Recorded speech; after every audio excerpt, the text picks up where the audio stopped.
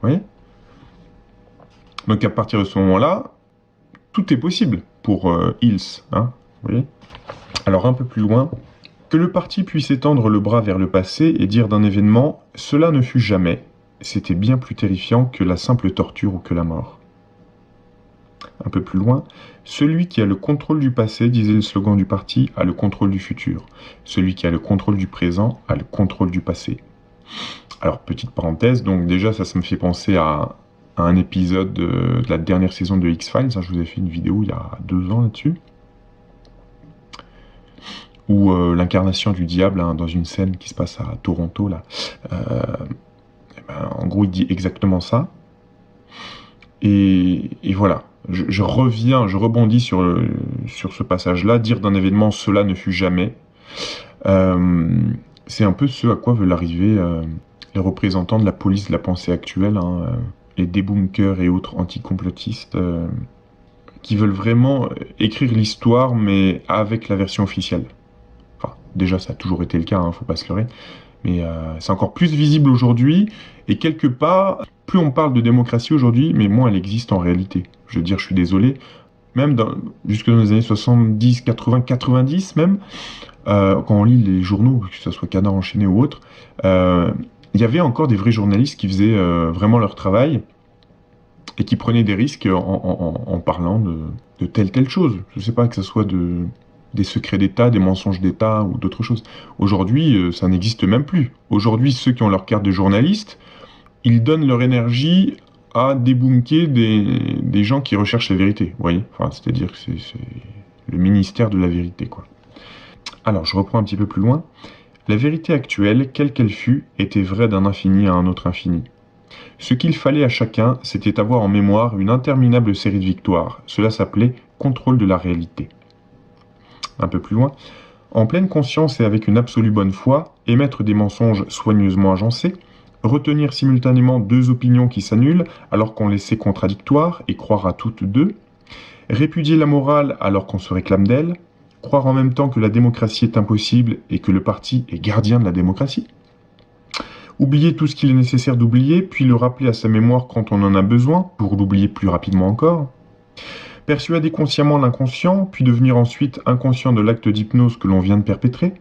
La compréhension même du mot double pensée impliquait l'emploi de la double pensée. Un peu plus loin, le passé, réfléchit-il, n'avait pas été seulement modifié, il avait été bel et bien détruit. Comment en effet établir même le fait le plus patent s'il n'en existait aucun enregistrement que celui d'une seule mémoire? Très beau ce passage, hein. Comment en effet établir même le fait le plus patent s'il n'en existait aucun enregistrement que celui d'une seule mémoire? Un peu plus loin, il était impossible de savoir jusqu'à quel point la légende de Big Brother était vraie ou inventée. Un peu plus loin, mais on ne pouvait rien prouver, il n'y avait jamais de témoignage. Une seule fois dans toute son existence, Winston avait tenu entre les mains la preuve écrite indéniable de la falsification d'un fait historique. Alors ces 3 passages me semblent extrêmement intéressants. Pourquoi? D'une part, on peut en tirer l'importance aujourd'hui, où tout s'accélère, notamment dans la propagande officielle.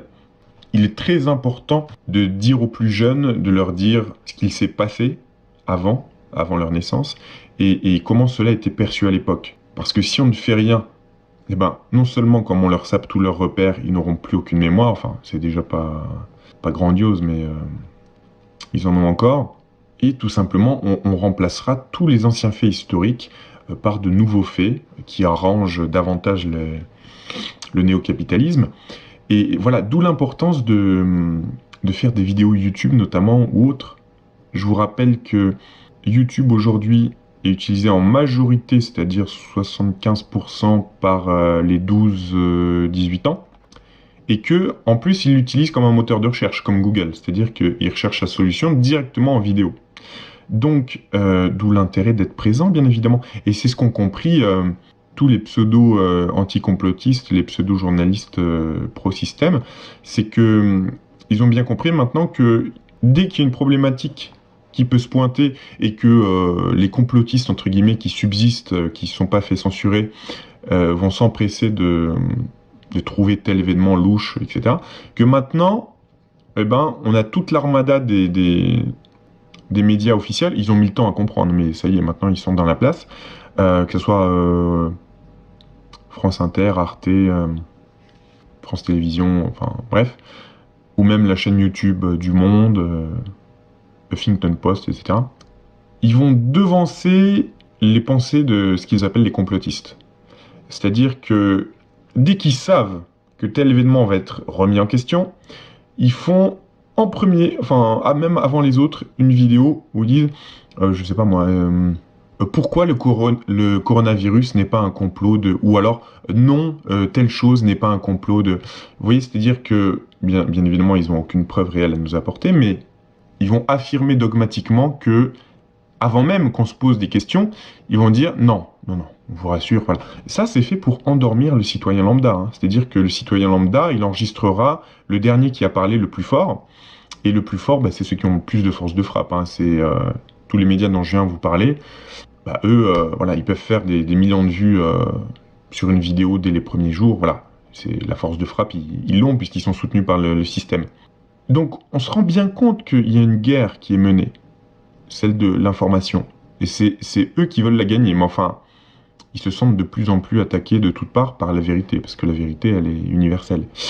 Mais voilà, je répète l'importance de toujours être là pour essayer d'éduquer nos plus jeunes, qui sont là sur YouTube.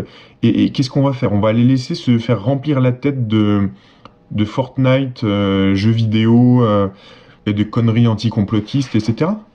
Mais vous imaginez, c'est-à-dire leur tête sera farcie de ces conneries, et quand ils iront à l'école, l'éducation nationale leur farcira les 50% restants de leur espace de cerveau disponible, quoi. Non. Ah non. Parce que si c'est eux qui construisent le monde de demain, on sera pas dans la merde, je vous le dis. Donc, faites-les regarder nos vidéos.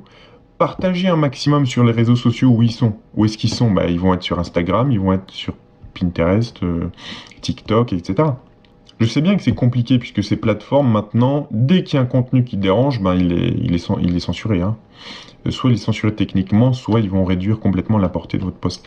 C'est pas simple, mais voilà, je veux bien vous faire comprendre que c'est très important.